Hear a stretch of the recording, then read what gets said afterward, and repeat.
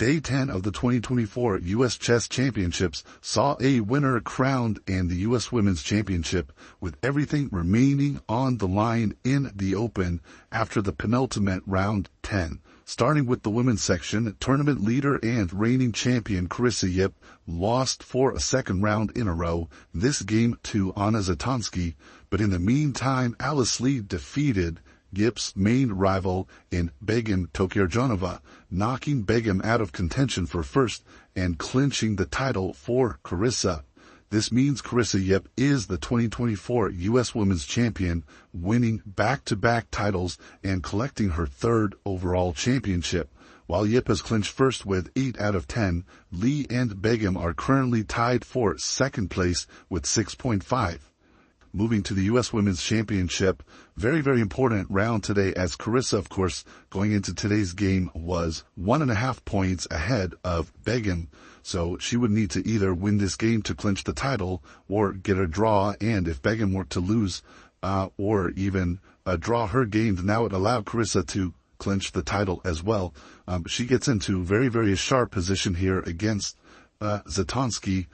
Position kind of resembles like a closed Benoni, but yeah, very, very imbalanced here. But Black is doing well at this moment after this move, c4, getting a lot of nice squares for her pieces. h3, f5. This maybe was unnecessary. a6 here seems to be good enough for Black, and after bishop a4, just grabbing the bishop pair with knight takes a4, and then playing for f5 in that position as well. But anyways, this one was definitely very, very chaotic right out of the middle game here. As you can see, Carissa opens up the king side and gets a lot of activity. And yeah, for the most part was doing well here. She gets the light squared bishop, knight takes c4. White starts fighting back with h4 here, but queen to b6 takes. Actually, Zatonski, I think, is doing well here according to the engines after queen to g4. But again, very, very messy position. Hard to play this one accurately for both sides. But yeah, game is very, very interesting through and through. It takes h5, queen e2. Rook c8 here, a4, h4, h3. Now at this point, Carissa definitely starting to take over the initiative as she uses her h-pawn to try to open up the king.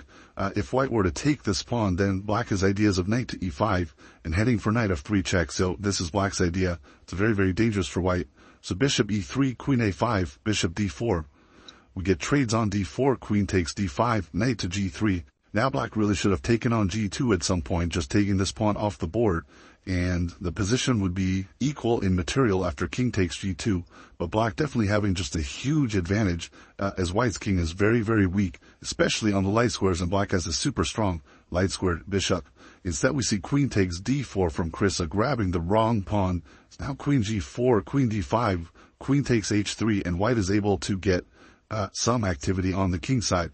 Note that here it's too late to go hg anymore because of knight f6 check was a huge threat in the position. So queen d5, White takes this one, queen f7, rook e2, d5, Carissa continues to attack here, bishop to d3, now hitting the rook and hitting f2, but Zatonski in heavy time trouble finds a key resource, g6, to keep this one in play. Now Black doesn't have time to take, anything has to go back, bishop takes g6.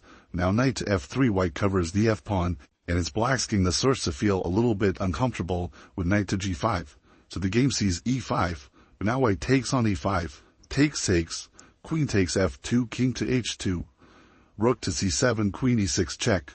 And here Carissa makes a serious mistake, king to g7 on move 39, looking for the very, very annoying check on h8 with the rook. Instead, she should have played queen to f7, and then in case of queen takes f7, for example, bishop takes f7, Black would be absolutely fine in this endgame, just up a pawn. White can also take on d5, and we basically have an equal endgame. But king to g7, Carissa plays for the win, missing that White can actually play rook f1, which Zatonski finds with the idea that rook h8 check can be met with the fantastic rook h5. Really, really nice resource from White if Black takes this rook. With their rook, then knight takes h5 comes with check, and next move, White is taking the queen. If Black takes with the bishop, then same thing, but White has a lot of moves here, queen e5. We can't take here because Black will recapture and give mate, but queen e5 check is winning for White, followed by rook takes f2, and White is picking up the queen here.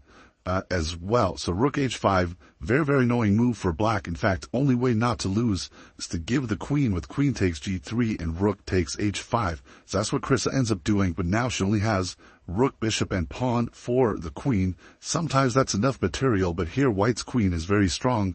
She trades rooks on f3 and tries to hold this position, but queen d7 check, and white is immediately winning one of black's pawns. We reach this endgame where what is just a rook and bishop for the queen, and because white has this very strong f-pawn, it turns out that it is winning for white here. So Zatonski takes some time maneuvering around, gaining some time on the clock, but her technique ends up being very, very good as she just slowly makes progress using the queen, bringing the king in, and eventually she's able to get into black's position.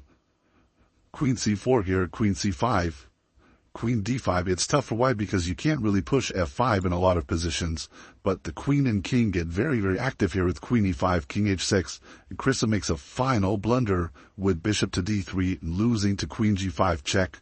As after the king moves king f8, there's queen d8 mates, and otherwise black is just losing material here. So bishop d3 was an unfortunate blunder by Carissa. She could have continued the game with king to f8 here. That would have been the most stubborn defense, but then at least white can go queen b8 check and pick up the b-pawn as well as the a-pawn, and then black is not going to be surviving that position. So very, very well played game by Zatonski. Very, very nice technique to take down Carissa in this game. Fortunately for Yip, though, her main rival, Begim Tokerjanova, ends up losing this game to Alice Lee, which allows Carissa to clinch the title with 1 round left to play in the tournament. I'll just show you, folks, the key moment that happened in this game between Lee and Tokerjanova, as this one was definitely heading for a draw for some time, the players reaching this equal rook and pawn endgame with 4 pawns each. But I'll show you, folks, what happened here after Alice plays h4. I don't think really trying to play for the win. I think just trying to keep the position balanced. But here it's Begim that starts playing for the win as she advances h5. Not exactly a necessary move, but totally playable. White pushes g5, takes, king to g6, but now f4. And now it starts to get a little bit double-edged as white has these 3 connected pawns, whereas black has pawns that are more split. So h4, f5 check, king takes g5, rook takes g7, king f4. Black could have played king f6 as well and kept the draw at hand, but king f4 is also playable. But now f6, white's pawns start to get very, very far advanced. King takes e4, rook to g4 check, and king to e5 played, and this is the key moment where Begim ends up going wrong as Alice finds a very nice move, rook f4, to turn the tables in this endgame. All of a sudden it turns out if black takes this rook, white pushes f7, and black's rook is not able to stop the f-pawn from promoting. So white is going to get a new queen, and then is going to be winning that endgame against the rook. So Begim's blunder here was this move, king to e5, after rook g4 check. King f5 would have also been bad because of just the immediate f7, and white is promoting here as well. Black needed to find king d5. And the point, first of all, with f7, then black is in time to stop the pawn with rook to f3, and is totally fine. But if white goes rook f4, then black needs to be prepared to bring the rook back with rook to b3, for example. f7, rook to b8. White would promote.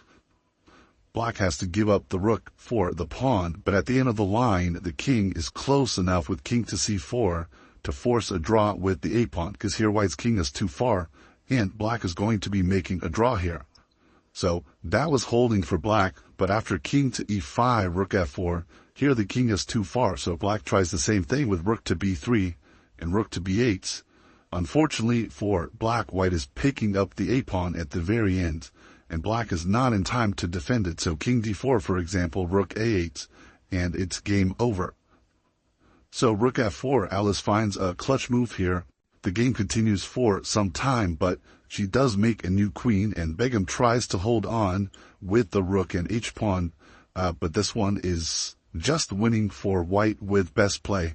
Takes Alice a little bit of time here, but her technique was very, very solid. She slowly advances the king continues to give checks, drives Black's pieces back, and now king to g4. Things are getting very bad for Black at this point. Queen e7 check, queen here, check, and now nice finish, queen g8 check. Black resigned at this point because king f6, queen to g5 check is going to pick up the rook, and that's the end of the game.